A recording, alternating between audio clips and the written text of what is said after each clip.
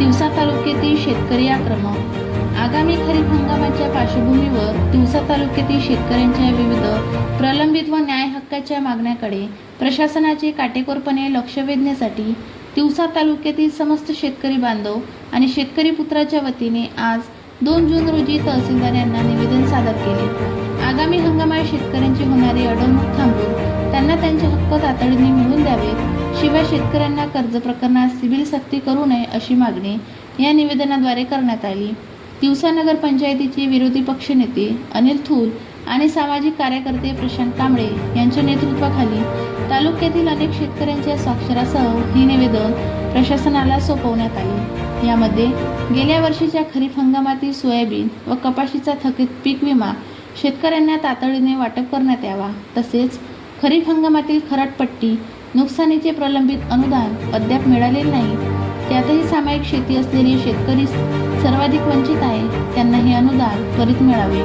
बियाणे अनुदान योजनेतील बियाणे शेतकऱ्यांना पेरणीपूर्वीच उपलब्ध करून द्यावे आणि बाजारात बियाण्याचे भाव स्थिर ठेवावे. तसेच बाजारात युरियासह इतर खताचा मुबलक साठा विक्रीसाठी खुला करावा. महत्त्वाची म्हणजे खत आणि बियाणे खरेदी करताना शेतकऱ्यांना सामोरे जाव्या लागणाऱ्या लिंकिंगच्या प्रकारावर तातडीने गुन्हा दाखल करून कडक कारवाई करण्यात यावी. तालुक्यात खत आणि बियाण्याचा काळाबाजार रोखण्यासाठी चोख व्यवस्था करावी. कृषी विभागाकडून मिळणाऱ्या समितीचे अनुदान गेल्या 2 वर्षापासून मिळालेले नाही, ते प्रलंबित अनुदान तात्काळ देण्यात यावे. बँकेमार्फत शेतकऱ्यांना होणारा पीक कर्ज पुरवठा हा पश्चिम महाराष्ट्राच्या धर्तीवर विदर्भातील शेतकऱ्यांनाही पुरेशा प्रमाणात व सुलभरित्या देण्यात यावा. यासोबतच नियमित कर्जदार शेतकऱ्यांना प्रोत्साहित करण्यासाठी प्रामाणिकपणे व नियमित कर्ज भरणाऱ्यांना 50% प्रोत्साहन अनुदान देण्यात यावे. कपाशी, सोयाबीन, तूर, हरभरा यासह सर्व शेतमालाला योग्य हमीभाव मिळावा आणि शासकीय हमीभाव खरेदी केंद्र वेळेवर सुरू करून खरेदीची हमी द्यावी. वन्य प्राणी व भटक्या जनावरांच्या बंदोबस्तासाठी वन विभागाने तात्काळ पंचनामे करून योग्य भरपाई द्यावी. महसूल विभागातील कामाचा प्रलंबित असलेला विलंब टाळून जमिनीच्या नोंदी, फेरफार आणि 7/12 उतारे मिळवण्यासाठी शेतकऱ्यांना होणारा नाहक त्रास त्वरित कमी करावा. तसेच तालुक्यात कृषी उत्पादन साठवणुकीसाठी शासकीय गोदामे आणि कोल्ड स्टोरेज सुविधा वाढवण्यात यावा. यासह एकूण 15 मागण्या करण्यात आल्या. खरीप हंगाम तोंडावर आल्याने शेतकऱ्यांमध्ये चिंतेचे वातावरण आहे.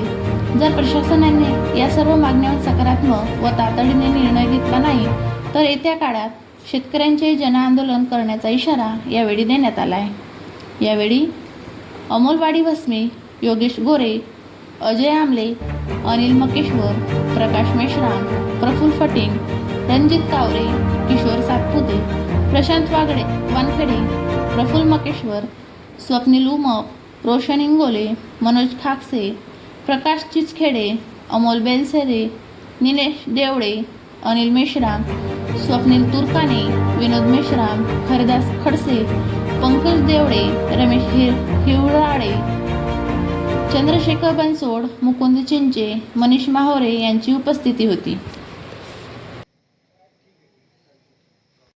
येत्या खरीप हंगामामध्ये शेतकऱ्यांना अडचणी होऊ नये, बियाण्यांचा अडचणी होऊ नये, खताची अडचण होऊ नये या संदर्भात जवळपास 15 मागण्या घेऊन आम्ही आज तहसीलदार साहेबांना, कृषी अधिकारी साहेबांना निवेदन दिलेलं आहे. सकल तिवसा तालुक्यातल्या संपूर्ण शेतकरी इथे शेतकऱ्यांच्या माध्यमातून आम्ही मागण्या इथे आणलेल्या आहे. ज्यामध्ये सिबिलचा विषय आहे. कर्ज पुरवठा करताना सिबिल अनिवार्य केला जाते, खतं मिळत नाही, त्याचा काळाबाजार केला जातो, बियाणं निकृष्ट बियाणं आहे, कृषी केंद्रांवर कारवाया होत नाही, अशा अनेक मागण्या याच्यामध्ये आहे. मागच्या वेळी खरडपट्टी जे झाली खरीपामध्ये त्याचे पैसे अजून मिळाले नाही, पीक विम्याचे पैसे मिळाले नाही. शक्यतोवर या खरीप हंगामामध्ये राज्याच्या शासनाकडून म्हणजे राज्य शासनाच्या संपूर्ण विभागाकडून म्हणजे महसूल असो, कृषी असो, APMC असो किंवा इतरही विभाग असो यांच्याकडून शेतकऱ्यांच्या विरुद्ध असं कोणतंही काम होऊ नये किंवा शेतकऱ्यांना त्रास दिला जाऊ नये. त्यांना खतं वेळेत मिळावे, बियाणं वेळेत मिळावे. मुख्यमंत्र्यांनी सांगितलेलं आहे, घोषणा केलेली आहे यावेळी की त्यांना शेतकऱ्यांना कर्ज पुरवठा देताना त्यांची सिबिल चेक करू नये. मग तेही होऊ नये. एकही नॅशनलाइज बँकेने यावेळी जर शेतकऱ्याला सिबिल चेक करून जर त्याचा कर्ज पुरवठ्याचं प्रकरण रद्द केलं तर आम्ही जे शेतकरी आज इथं निवेदन द्यायला आहे ते सगळे शेतकरी आम्ही त्या बँकेवर धडकू, हाही इशारा आम्ही तहसीलदार साहेबांना या बैठकीमध्ये दिलेला आहे. ह्या संपूर्ण मागण्याचं निवेदन आम्ही शेतकऱ्यांनी आज तहसीलदार साहेब आणि माननीय कृषी अधिकारी मॅडम यांना दिलेलं आहे. या निवेदनावरून त्यांनी पत्रव्यवहार करून शासनाला पत्रव्यवहार करण्याचे आम्हाला आश्वासन दिलेले आहे. धन्यवाद.